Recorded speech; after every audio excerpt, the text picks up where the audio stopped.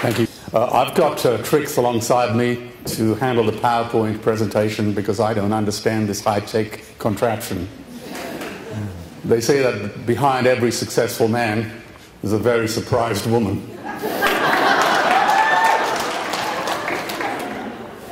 Okay. King Lear, late at night on the cliffs, asks the blind Earl of Gloucester, "How do you see the world?"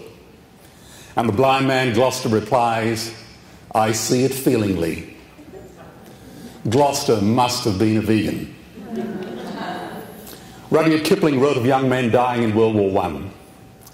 And if they ask you why we died, tell them that our fathers lied. That legacy of lies continues today. Everything we think we know about the meat industry is a lie. See, the world is crying out for only two things: leadership and the truth. Today, I'm simply going to tell you the truth. The wise Chinese have a term for it: jianjiao. Listen to the friend who tells you the truth, even when it hurts. So let's just tell the truth, fearlessly and forcefully. That is what the Sanskrit word satyagraha means. The truth force. Now, Brendan Kennelly, in the Book of Judas, wrote, "If you want to serve your age, betray it." But what does that mean, to betray your age? It means expose its lies, humiliate its conceits, debunk its arrogance, expose its secrets, and condemn them to face harsher truths. As Alvin Toffler said, the illiterate of the 21st century will not be those who cannot read and write, but those who cannot learn, unlearn, and relearn. I have long admired Count Moltke, the great Prussian general, a soldier who preferred to think rather than to speak, a man silent in 7 languages. But you see, it takes courage to stand up and speak. It also takes courage to sit down and listen. Now, there was a time when my favorite food was filet mignon and lobster, a fact for which I am so profoundly ashamed today. So what made me, an investment banker, decide to leave the world of lobsters and Learjets in exchange for shelters and slaughterhouses? To take nothing but pictures, own nothing but memories, leave nothing but footprints, kill nothing but time. You see, something happened to me. In the course of my work, I had been to Dante's Inferno, but unlike Dante Alighieri, I did not have Beatrice for my love, nor Virgil for my guide.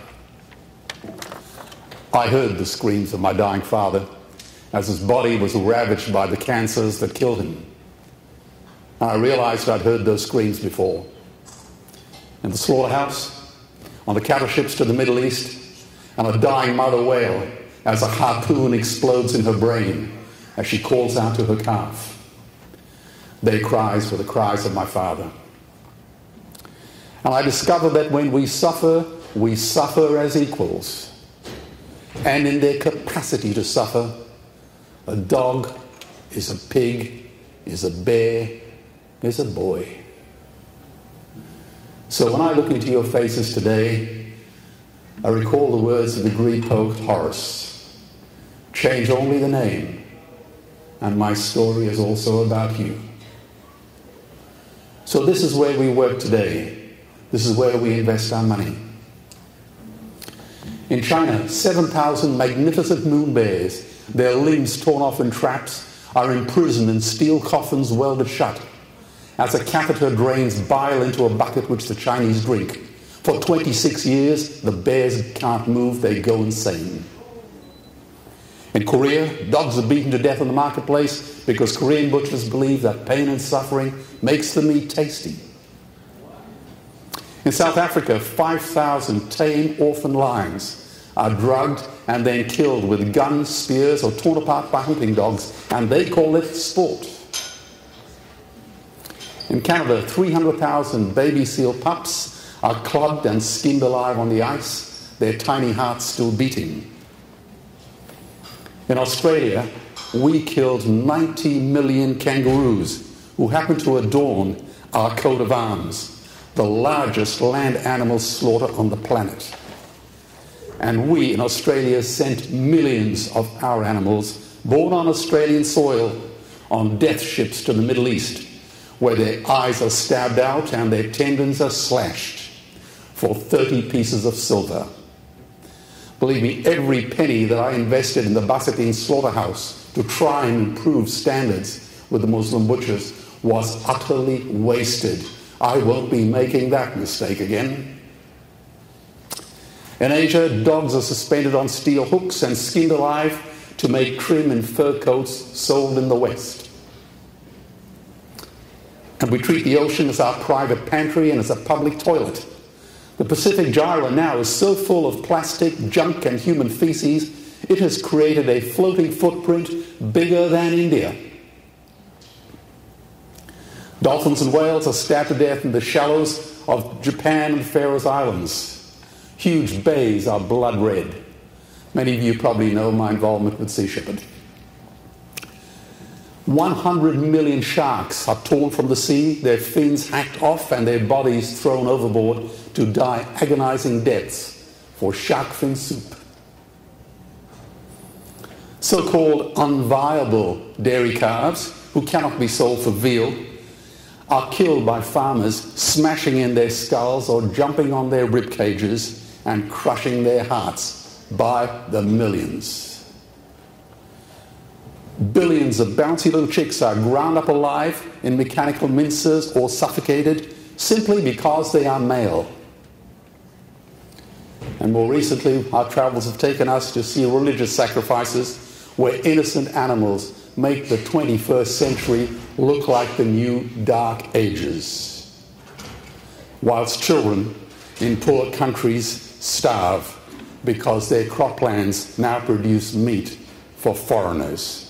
I won't show you any more pictures. Now, in human history, only 100 billion human beings have ever lived. Today, 7 billion people are alive, and we torture and kill 2 billion sentient, living, loving animals every week. 2 billion. And we stab and suffocate 1 billion ocean animals every 3 hours. Trillions of fish are ground up into pellets to feed to livestock. Vegetarian cows are now the world's largest ocean predators. The oceans are dying in our time. By 2048, all our fisheries will be dead, the lungs and the arteries of the earth. And you would know that oceans sequester more CO2 than all the forests of the world put together. On this basis, no child under the age of 5 will ever reach retirement age. It is a mathematical, it is an actuarial impossibility. Now, if that does not chill your blood. 10,000 entire species are wiped out every year because of the actions of one species. And we now face the 6th mass extinction in cosmological history. If any other organism did this, a biologist would call it a bloody virus. It is a crime of unimaginable proportions. So, meat is the new tobacco. Dairy is the new asbestos. These are not industries. These are atrocities. Squalid, cruel bacchanalias of butchery. A sordid, ignoble scam. I dare the meat and dairy industry to take me on.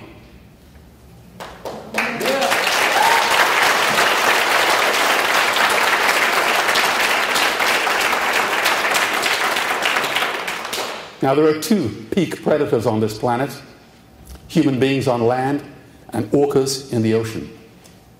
In the 20th century, human beings killed 200 million members of their own species. Orcas killed none. And don't expect any miracles from your own governments either. In the 20th century, 100 million people have been killed by their own governments. Now, Victor Hugo said there is nothing more powerful in an idea whose time has come. And that's true. But I would also add, there is nothing more destructive than a bad idea whose time has passed. Meat and dairy's time has passed.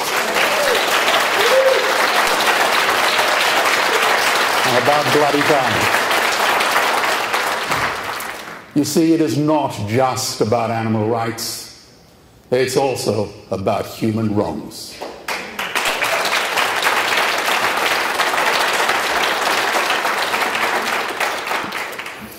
Animal rights, and you can take it from me and put it in the bank. Animal rights is now the greatest social justice issue since the abolition of slavery.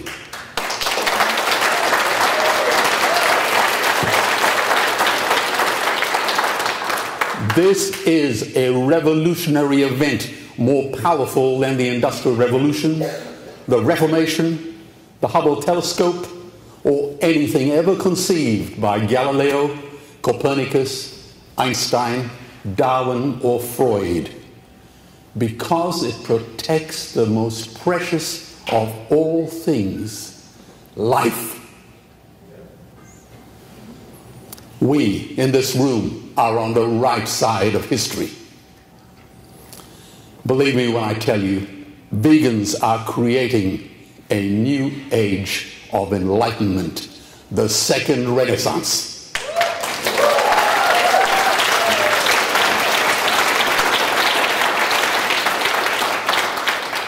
Happily for many of us, the world is changing. 20 years ago, Twitter was a bird sound. www was a stuck keyboard. Cloud was in the sky. Skype was a typo. 3G was a parking space. Google was a baby's burp. And Al-Qaeda was my plumber. Now, the most beautiful word ever written at any time in any country in human history came from India, from the Upanishads, 3,000 years ago. Ahimsa, non-violence to any living being.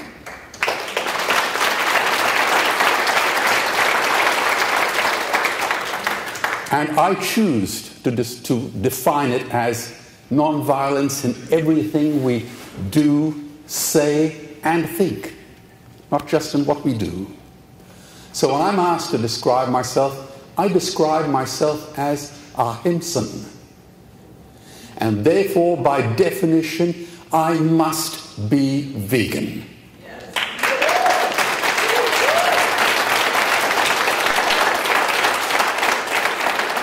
Not because veganism describes our nationality, our politics, our religion, our diet, or our lifestyle, but because it describes our character.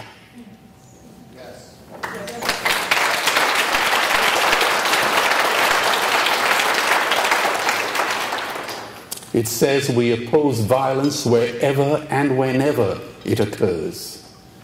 Now, all of you in this room would probably know the golden rule. Do unto others as you would have them do unto you. Now, this actually predates the New Testament of Jesus. In fact, it goes back to the Babylonian Jew, Hillel, 70 years BC. And in fact, it goes back even further to the Analects of Confucius, 500 years BC. And the truth be told, it predates the days of writing. It's been inscribed on our hearts forever.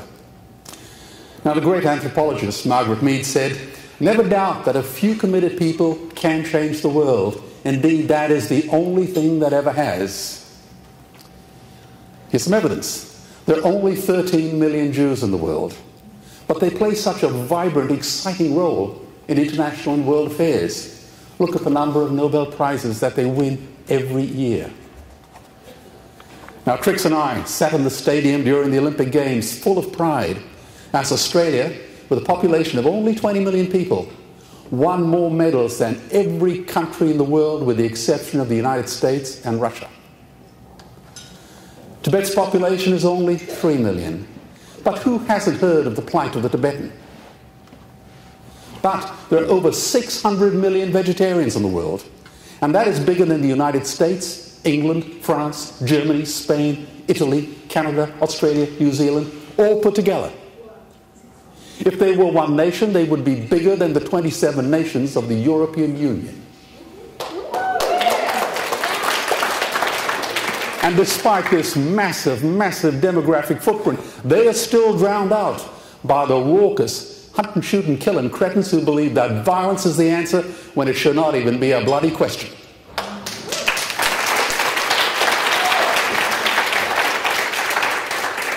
But we live in a world of media sound bites. It reminds me of Hannah Arendt's book, Eichmann in Jerusalem, where she coins the term the banality of evil. This is how a deceitful mainstream journalist from the biggest newspaper group in the world twisted my innocent words at the Australian of the Year Awards. Mr. Wollen, I'm surprised a man of your standing would say that meat is murder, a little old lady with a budgerigar is offending God, livestock production is unethical, there will be no peace until we stop killing animals, industry is unattractive, and animals are like human children. Can't you see how offensive that is to our rural audience? Well, this was my diplomatic counterpunch. Well, you certainly bludgeoned the English language to death. But if you're going to quote me, please do it honestly. I did say, a robin redbreast in a cage puts all heaven in a rage. But that came from William Blake in Auguries of Innocence. And by the way, it was the Prophet Muhammad, peace be upon him, who said, a sparrow does not fall from the sky without Allah knowing. And yes, I did say the commandment, thou shalt not kill, applies to the murder of any living being. It was inscribed on the human heart long before it was proclaimed from Mount Sinai. But that was Leo Tolstoy. And yes, I did say the roots of cruelty are not strong, just widespread. But a time will come when inhumanity, protected by custom, will succumb to humanity championed by thought. A man is ethical only when all life is sacred to him. But actually that was Albert Schweitzer, winner of the Nobel Prize. And yes, I admit I did say, as long as we kill animals, there will never be peace. It's only a short step to the concentration camps of Hitler and Stalin. There will be no justice as long as a man will stand with a knife and destroy those who are weaker than him. But that was Isaac Singer, winner of the Nobel Prize in Literature. And yes, okay, I admit I did have something to say about animals and children. The wolf will lie down with the lamb, the leopard with the young goat, the young lion with the young ones of the herd, and a little child will lead them. But that came from the prophet Isaiah. And no, I didn't say a damn thing about greed and ambition. That wasn't me, that was Jesus. Blame him. Behold the birds of the air and the leaves of the field. King Solomon in all his glory was not arrayed as one of these. And for good measure he threw in a left hook and an uppercut. Whatever you do to the least of these my brethren, you did it to me. So are you, as a journalist, suggesting that your rural audience is offended by Nobel Prize winners and prophets? Or should I just go home and burn my books? I seem to recall that was a strategy favoured by Pol Pot. Well, the journalist was livid and speechless, and he attacked me for being a radical. Ladies and gentlemen, we need another radical Galileo or Copernicus to remind us that we are not the centre of the universe.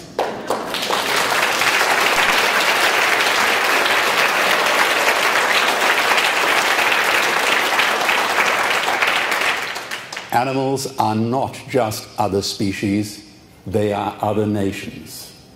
And we murder them at our own peril. Now, that great historian, Barbara Tuchman, defined folly as acting against our own best interests. That's folly. And Occam's razor named after the 14th century Jesuit priest,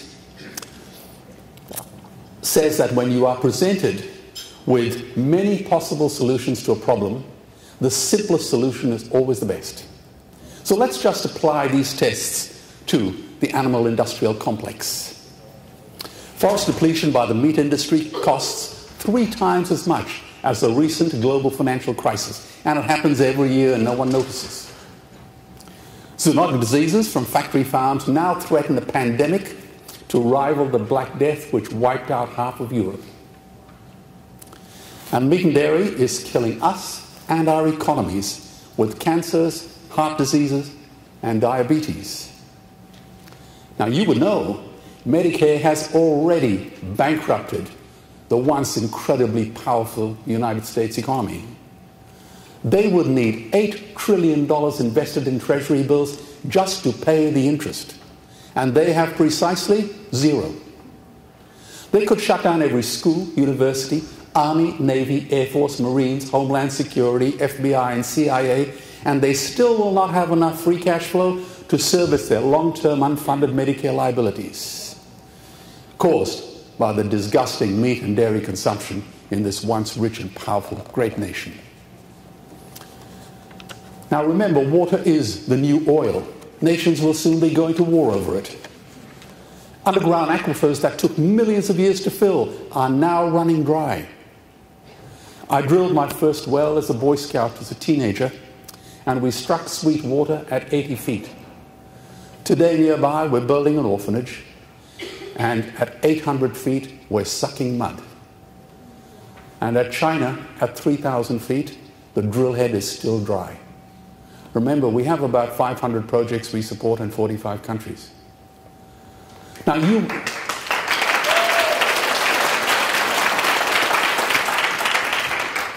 would be outraged if 10 jumbo jets crashed every day with no survivors. Well, the same number of children die every day through water-related diseases. And many of our greatest rivers, and you know some of them here in California, now rarely do they reach the sea, sucked dry by the meat and dairy industry. So why do I speak to you about water? Because it takes 50,000 liters of water to produce 1 kilo of beef, 1 swimming pool. It takes 1,000 liters of water to make 1 liter of milk, and a dairyman makes 28 cents a liter for it. What a preposterously stupid, idiotic industry. Mad Hatter economics. These people are financially illiterate. This really is Mad Hatter economics on steroids. 1 billion people today are hungry. 20 million people will die this year from malnutrition. Cutting meat by only 10% will feed 100 million people, and going vegan will end malnutrition forever.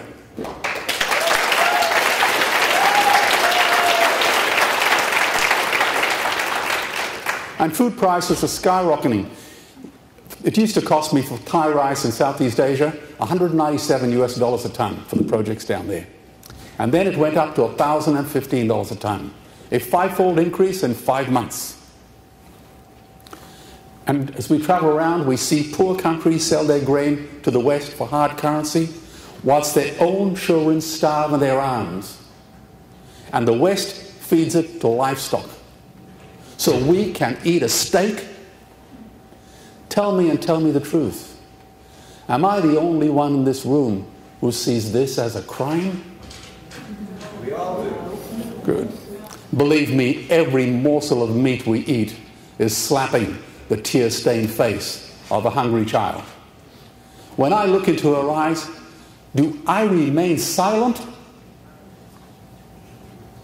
If everyone ate a Western diet, we would need 2 planet Earths to feed us. We've only got 1, and she is dying.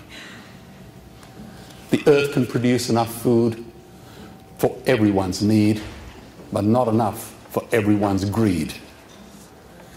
And our greenhouse gas pollution from livestock vastly exceeds those of transport. Cars, trains, buses, ships, lorries, bikes, the whole lot. and their methane is 20 times more potent than CO2. The melting Siberian permafrost is now a ticking time bomb. When it releases its sequestered gas, the game is over. The Himalayan ice fields are correctly called the third pole because they feed half the world's population through the Ganges, Indus, Brahmaputra, Yellow Rivers, Yangtze, Irrawaddy, and the Mekong. And these glaciers are melting fast. I presented these numbers to 2,000 wealthy Indian entrepreneurs in New Delhi, including Amartya Sen, who had just won India's Nobel Prize in Economics.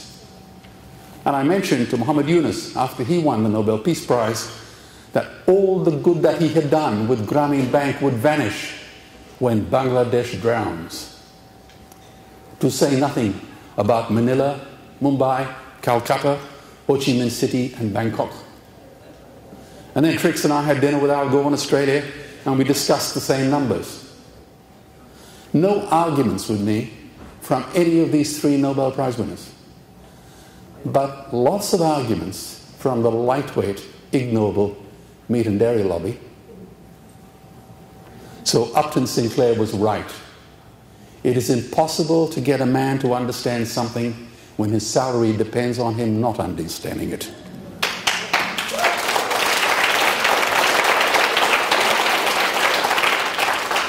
And we freak out in Australia when 1,000 refugees arrive on our shores. Just imagine greenhouse gas emissions hitting 500 parts per million, or a 3-degree temperature rise, creating 100 million eco-refugees. This calamity will reshape the geopolitical landscape forever. We are facing the perfect storm.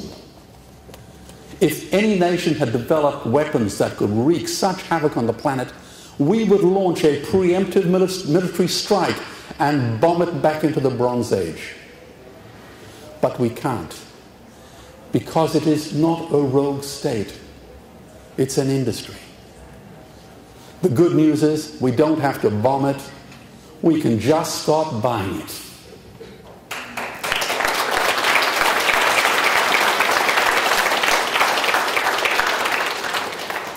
So George Bush was wrong. The axis of evil does not run through Iraq, Iran, and North Korea. It runs through our dining tables.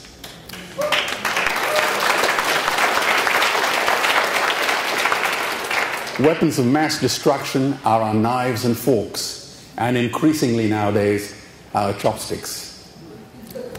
You see, the Stone Age didn't end because we ran out of stones. This disgusting, ignoble industry will end because we run out of excuses. So I say to you that veganism is the Swiss Army knife of the future.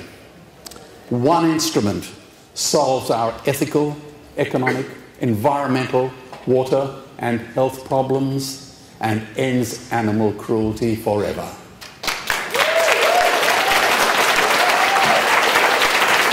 The Swiss Army knife. And paradoxically, farmers are the ones with the most to gain. Farming wouldn't end, it would boom. Only the product line would change. Farmers would make so much money, they wouldn't even bother counting it. And of course, I'd be the first to applaud them. Believe me, the message to send to your leaders is this: veganism is the engine of redirected economic growth. Governments would love us. New industries would emerge and flourish. Health insurance premiums would plummet. Hospital waiting lists would disappear. Hell, we would be so healthy we'd have to shoot someone just to start a cemetery. I addressed the World Parliament of Religions, and I said that the peace map is drawn on a menu.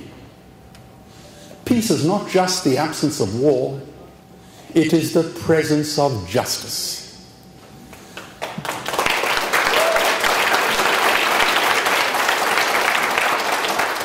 Justice must be blind to race, color, religion, and to species. If she is not blind, she will be used as a weapon of terror And today there is unimaginable terror in those ghastly gulags we call factory farms and slaughterhouses. So talking about peace whilst killing animals is like loving literature and burning books. They are mutually exclusive ideas. They are incompatible in the same way that science is incompatible with a flat earth society. An ethical vegan does not need the approval of the meat lobby any more than a Nobel laureate needs the approval of the village idiot. So in my journey through Joseph Conrad's Heart of Darkness, I've learned that a man is measured not by how much money he makes, but how much of it he's willing to give away, particularly to strangers. I've learned that if you wish to increase a man's share of happiness, do not aim to increase his possessions, simply decrease his desires. Because I did not find my character on Wall Street, because it lives on the road to Damascus. So Socrates and Epicurus were right. An unexamined life is not worth living. It's not a life. It's actually a life sentence. And my heart resonates to W.H. Auden. If equal affection cannot be, let the more loving one be me.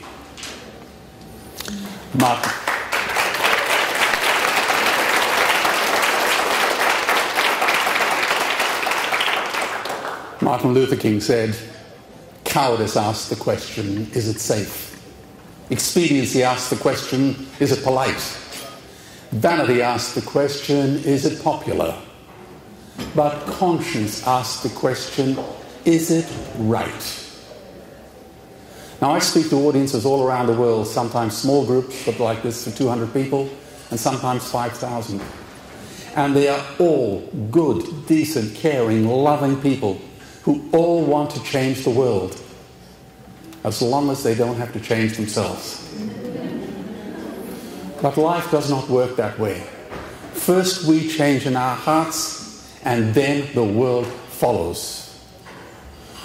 True leaders must learn to face their own demons courageously.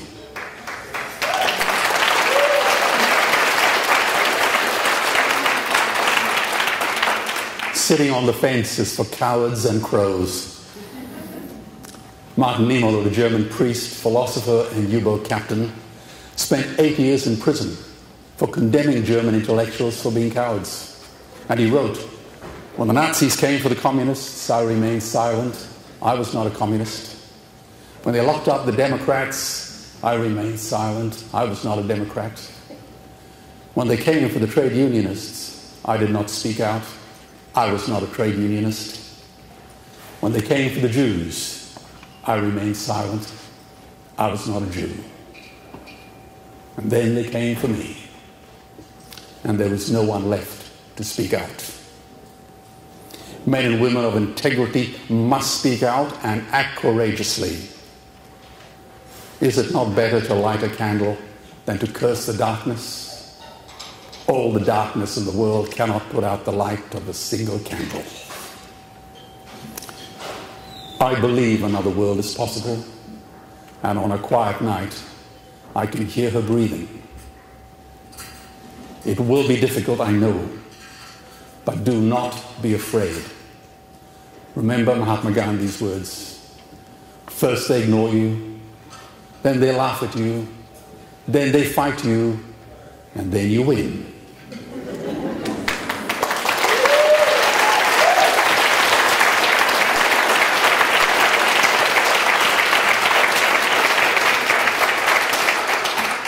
The last sentence of Scott Fitzgerald's book, The Great Gatsby, reads, so we beat on, boats against the tide, drawn back ceaselessly into the past. I ask you, are we to live forever in a sick, smug, and cruel past? Let's not relive history. Let's make history, because that is what leaders do. They make history.